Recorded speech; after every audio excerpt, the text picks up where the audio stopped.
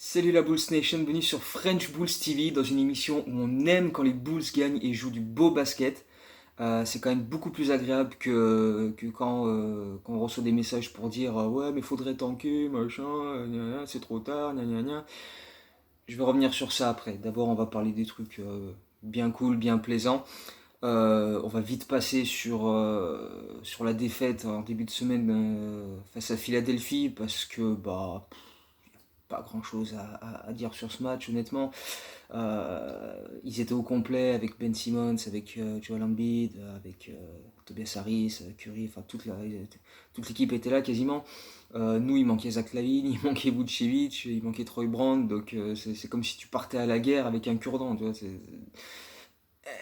Bon bah ouais, donc voilà, résultat logique, on s'est retrouvé à -30 assez rapidement.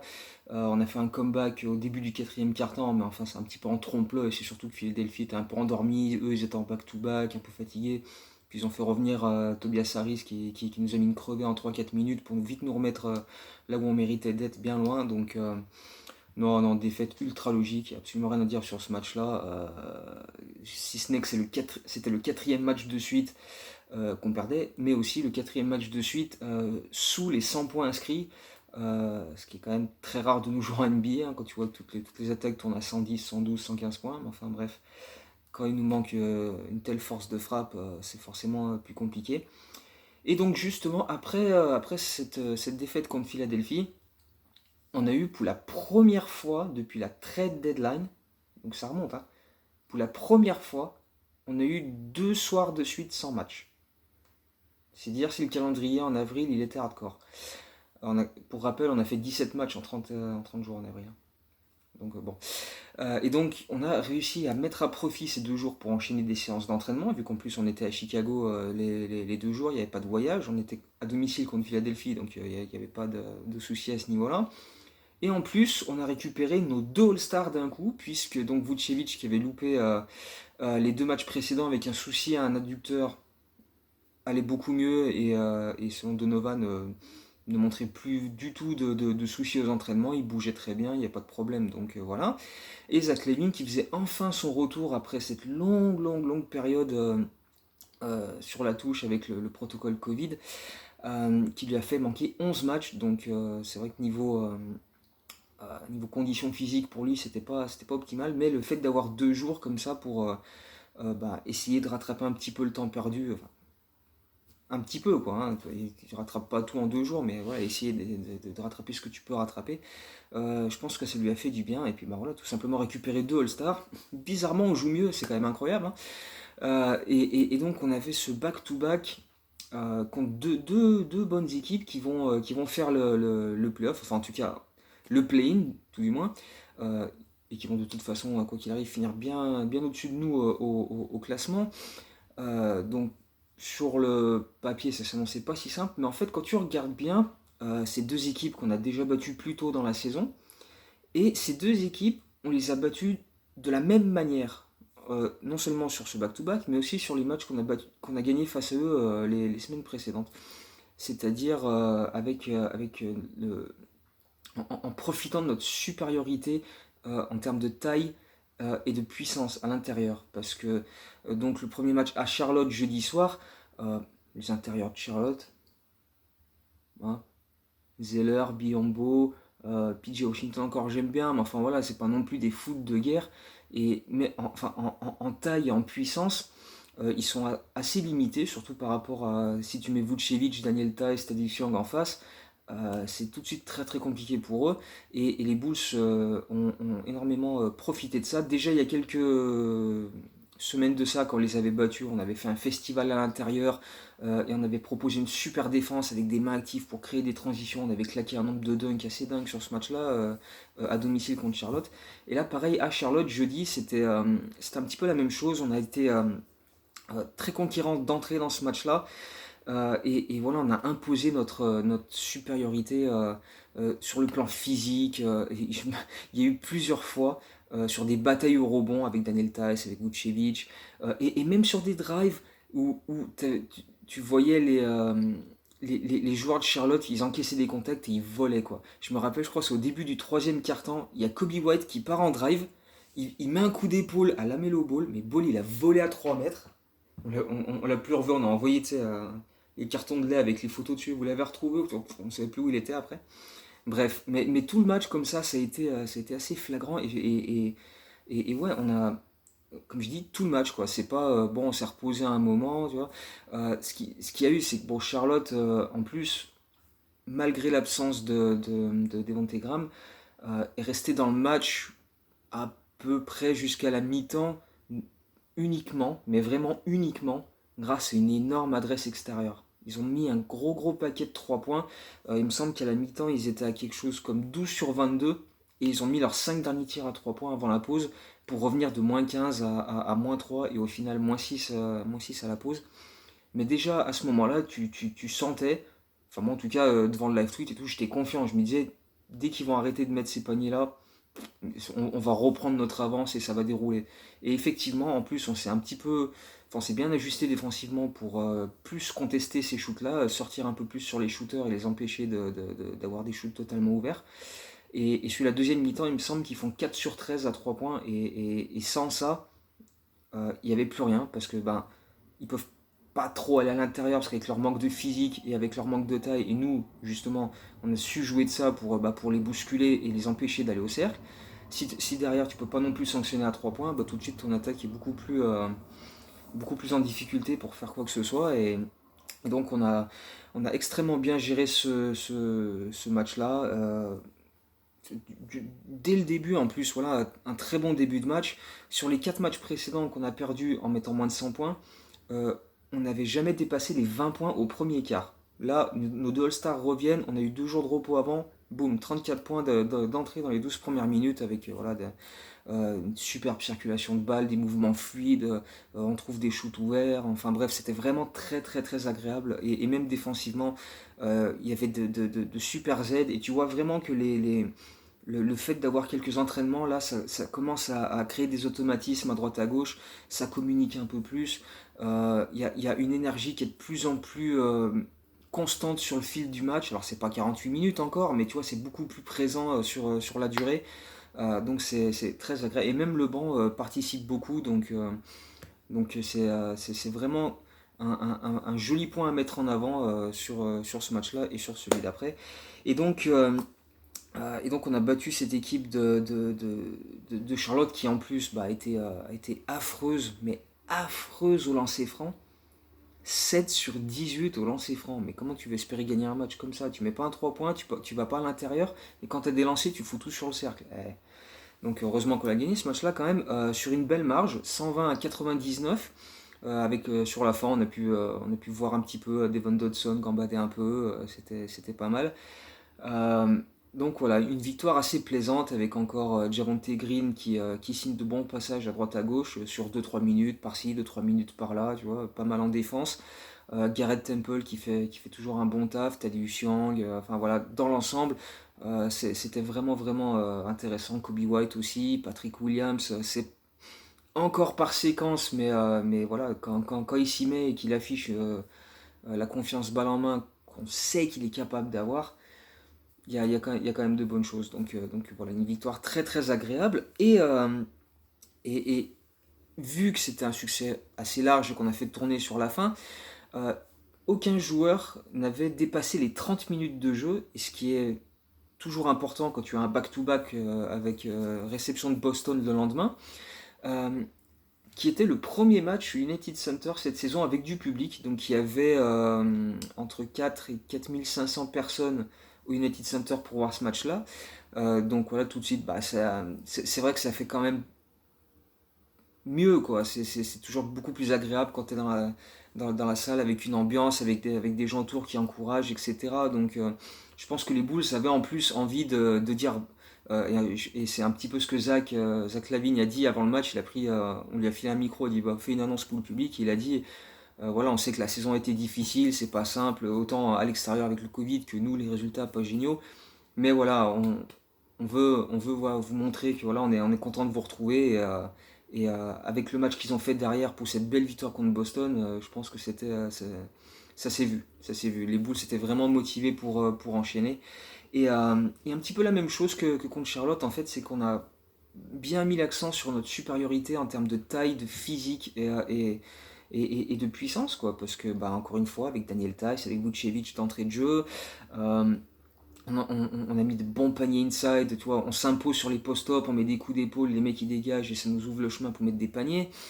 Euh, voilà, c'était encore voilà, à peu près le même style de match que contre Charlotte parce que l'équipe en face de nous avait plus ou moins les mêmes faiblesses et on a su en profiter. Euh, et en plus, et c'est ça qui était vraiment très très bon sur ce match, c'est que quand Boston a décidé que, ok, Vucevic il démonte n'importe qui en post-up en 1 contre 1, on va faire des prises à deux. Sauf que Vucevic, c'est un excellent passeur, déjà d'une, et surtout, il a aucun problème à faire ces passes-là. Tu sais, des fois, tu as des mecs, des superstars, ou même parfois pas des superstars, hein, juste des types qui ont, tu vois, genre Denzel, euh, ils voient une prise à deux, ils disent ah ouais, et bah regarde, et puis ils tentent des shoots, et tu vois, ils prennent des trucs parce que ils jouent pour leur gueule des fois. Vucevic, tu mets une prise à deux, pas grave, il y a un mec démarqué, il va sanctionner. Et Kobe White, il a enchaîné les 3 points au deuxième quart-temps. Euh, Au premier quart, Boston restait là parce que Evan Fournier fait un super premier quart-temps, je crois qu'il fait 13 points à 5 sur 5, et Kemba Walker aussi fait un très bon premier quart-temps. Mais après ça, bah déjà, leur banc, il n'y a pas beaucoup d'options, pas grand monde pour prendre le scoring à son compte. Jalen Brown n'était pas là sur ce match-là. Et Jason Tatum, j'ai presque envie de dire qu'il n'était pas là non plus, parce que à part envoyer des briques, on l'a pas vu. Et c'est pas la première fois cette saison contre Chicago, hein. Je pense que Garrett Temple, quand il est rentré chez lui après le match, il a vidé ses poches, il a fait tiens, les clés de la voiture, hop, les clés de la baraque, mon portefeuille, mon téléphone. Oh Tatum, t'es encore là, tiens, je t'avais oublié. Donc il l'a muselé, il a fini à 9 points à 3 sur 15 Tatum. Et le match d'avant contre nous, il avait fait 3 sur 17.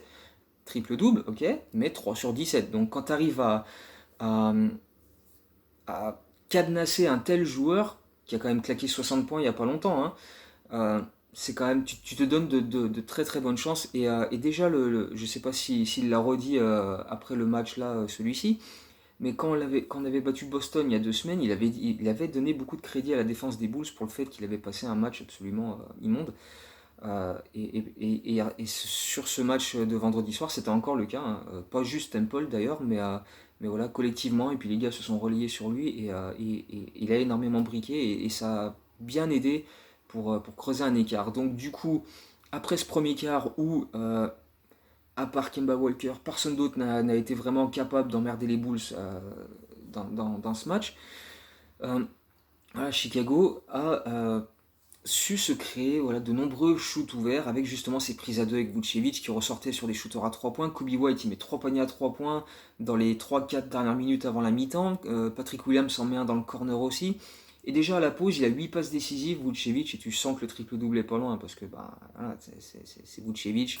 Il lui manque juste les passes décisives la plupart du temps, hein, parce qu'avant ce match-là, il était déjà sur 6 double-doubles consécutifs, puis des double-doubles avec 14, 15, 16, 18 rebonds, hein, pas des petits double-doubles à 11 points, 10 rebonds, hein. Donc voilà, extrêmement, extrêmement précieux comme joueur. Euh, et donc, on était très très bien à la pause sur ce match-là avec cette super adresse à 3 points. On fait 11 sur 24 en première mi-temps et on finit à 18 sur 40. Donc quand tu shootes à 45% à 3 points, surtout avec un tel volume, bah, tout de suite tu te donnes des chances. Et on a continué comme ça tout le long du match. On a été très très solide défensivement aussi, avec de très bonnes aides. Encore cette communication qui progresse, qui est de manière constante. Cette énergie au rebond. Je crois que Charlotte et Boston, on a pris au moins 15 rebonds offensifs sur chacun de ces 2 matchs-là. Mais c'est énorme. C'est énorme. Ah, franchement, c'est vraiment vraiment plaisant. Et à part le début du quatrième quart-temps où Boston a pas mal provoqué en allant au cercle sur des drives, obtenu des lancers francs et réduit un petit peu l'écart de cette manière-là, bon, on n'a pas franchement été inquiété, parce qu'encore une fois, à part Kemba Walker, il n'y avait pas beaucoup de danger de la part des Celtics. Et puis voilà, ils sont revenus à 8 points, mais derrière, on a remis Vucevic, encore une fois, poste bas, prise à 2, ok. Kobe seul à 3 points, boum, ficelle, triple-double pour Vucevic. Derrière, Zach Levine met un 3 points aussi dans le corner, il remet les Bulls à plus 20. Allez, merci, au revoir, bonne soirée. On remet Dodson, Felicio, etc. sur le parquet. et c'est marre. Et voilà, deuxième victoire. Donc on gagne à Charlotte 120-99 et on bat Boston à domicile 121-99. Donc pareil, tu vois, deux adversaires limités à 99 points, c'est que tu as fait le taf. C'est vraiment que tu as fait le taf. Donc chapeau, rien à dire. Et voilà, deux prestations vraiment super, super agréables à suivre. Parce que tu vois la progression. Et c'est ça qui est important au fur et à mesure d'une saison, c'est de voir l'équipe monter en puissance et progresser. Alors certes, c'est un petit peu tard, parce que il reste plus que 5 matchs, et on va probablement pas aller en play-in. En tout cas, c'est pas officiel, mais bon, il faudrait quand même un sacré concours de circonstances. Il faudrait que Washington ou Indiana lâchent tout. Indiana, c'est possible vu les matchs qu'ils ont encore. Vous regarderez leur calendrier, c'est pas fait. Bref, mais c'est largement, mais largement plus agréable de voir ça, de voir les Bulls jouer de cette manière et de se dire putain, l'an prochain, quand on aura Vucevic sur l'ensemble de la saison avec Lavigne, quand on aura tout un été complet pour que Donovan puisse mettre tous ces trucs en place, quand on aura Patrick Williams qui aura tout un été complet pour bosser avec une Summer League, etc. Franchement, il y a de quoi être optimiste et c'est largement mieux de voir ça que de se dire ouais mais faut tanker pour peut-être sur un malentendu essayer de récupérer notre pick 4 et choper quelqu'un à la draft. Dans le meilleur des cas, on finirait avec le 7e pire bilan de la ligue. Parce que les 6 pires équipes de la ligue, elles sont à maximum 21, 22 victoires. Nous, on en est à 28, je crois, 28 ou 29. Même si on perd tous nos matchs, on rattrapera pas ces équipes-là. Donc, dans le meilleur des cas, on a le 7e pire bilan de la ligue. Et ce 7e pire bilan de la ligue, il nous donne 31,9% de chance de finir dans le top 4 et de récupérer notre pick. Même pas une chance sur 3. Je suis pas parieur, je bosse. Mon métier, c'est ça, je bosse dans un casino. Donc, tu vois, les paris et tout ça, je vois comment ça se passe. Mais franchement, moi, je tente pas. Pourquoi ? Franchement, je préfère, mais largement, qu'on joue les 5 matchs qui restent, en essayant de les gagner, en continuant à développer nos automatismes avec nos All-Stars, avec les joueurs dont on se dit peut-être qu'ils vont rester l'an prochain, avec genre Kobe White, avec Patrick Williams, voir si on peut garder Garrett Temple, essayer de faire en sorte qu'on puisse garder Daniel Theis, parce que franchement, rien que pour Daniel Theis, ça vaut le coup de jouer les 5 derniers matchs à fond. Juste pour le regarder jouer, parce que ce mec c'est que de l'amour, c'est le basket. Tu vois, il pue le basket, il fait oh, c'est le basket. Ce mec il est magnifique, il est génial. Franchement, cœur sur toi, Daniel Theis, tu es magnifique, je t'aime. Donc voilà, c'est hors question de tanker ou je sais pas quoi. En plus, ça sert à quoi ? Enfin, moi j'attends toujours qu'on me démontre que le tanking ça permet de gagner sur le long terme. Et donc, bref. Et surtout, ce qui est fou, c'est que toute la saison, là, la saison actuelle, toute la saison, Donovan a fait des pieds et des mains en conférence de presse, aux entraînements, aux matchs, tout le temps, il rabâche aux joueurs d'avoir les bonnes attitudes, de faire ce qu'il faut pour gagner. Parce que pendant 3 ans, les 3 saisons précédentes, on n'a fait que perdre et on développait pas les habitudes pour gagner puisqu'on faisait que ça. Et en plus, on disait, oh, pendant ces années-là, on développait des joueurs. On les a pas développés à apprendre à gagner, puisque on cherchait pas à gagner. Donc comment tu veux passer d'un coup à une équipe qui gagne en additionnant les joueurs qui savent pas comment ça se passe. Et en plus, voilà, pendant des années, tu es comme ça, tu gagnes pas, tu prends des mauvaises habitudes, et ben ensuite, faut les faire partir, ces mauvaises habitudes. Et c'est ce que Donovan s'est attelé à faire toute la saison. Il l'a répété, mais je ne sais pas combien de fois en conférence de presse, avant, après les matchs. Il a dit aux journalistes, je ne peux même pas vous dire le nombre de fois tous les jours où on doit les remotiver, leur redire ne lâchez pas, etc. En début de saison, rappelez-vous les matchs en début de saison où on se retrouvait à moins 15, moins 20, on se prenait un run et les mecs ils baissaient la tête et Donovan il était fou, il disait mais oh, c'est normal de prendre 10 points d'écart, ça arrive quoi, faut pas baisser les bras, faut se battre, faut relever la tête. Il y a eu des matchs ensuite, en janvier-février, où on avait relevé la tête, on était beaucoup plus combatif, et tout le monde était content d'ailleurs dans la Bulls Nation. Moi sur Twitter, tout le monde me disait putain c'est génial comment on se bat, etc. Et là, on devrait arrêter de se battre, parce que peut-être on a moins d'une chance sur 3 de récupérer notre pick 4. Nah, pas pour moi. En tout cas, pas pour moi. Si vous préférez le tanking, c'est comme vous voulez, mais venez pas m'en parler en tout cas. Venez pas sur Twitter après, comme là j'ai eu ces derniers matchs, là je poste les recaps, et, ouais c'est trop tard, ouais putain ils gagnent alors qu'on a envie qu'ils perdent. Soit je réponds plus à ça, soit quand je réponds ça va faire mal. Donc je préfère rien dire. Bref, voilà. Profitons du basket, du beau basket qu'on est en train d'observer, parce que c'est quand même régalade là sur ce back-to-back. Quand on a toute l'équipe, on voit que ça tourne, enfin, presque toute l'équipe, parce que Troy Brown n'est toujours pas là, et d'ailleurs ça commence légèrement à me gonfler ça aussi. Au départ, ouais, quelques jours d'absence, et puis bah, ça fait 3 semaines, donc bon, c'est ça. Là aussi, un joueur en plus qui serait intéressant de voir pour l'avenir, donc, parce qu'il est encore sous contrat, etc. Donc, voilà, qui a montré de bonnes choses en plus, donc voilà, essayons de le conserver, enfin bref. Donc voilà, je préfère largement ça. Et j'espère bien qu'on va essayer, qu'on va tout faire pour gagner les 5 matchs qui restent. Qu'on aille en play-in ou pas. Même du moment où ce sera officiel, bon, là tu peux donner plus de temps de jeu à Mokoka, à Dodson, etc. Ok. Mais j'ai envie de voir des Bulls qui font ce qu'il faut pour gagner. Pas qui tankent parce que ça sert à rien. Voilà.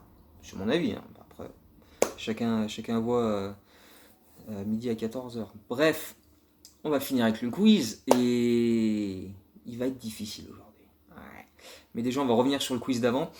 J'avais demandé quelle était l'année où les Bulls avaient, pour la première fois de leur histoire, remporté une série de playoffs.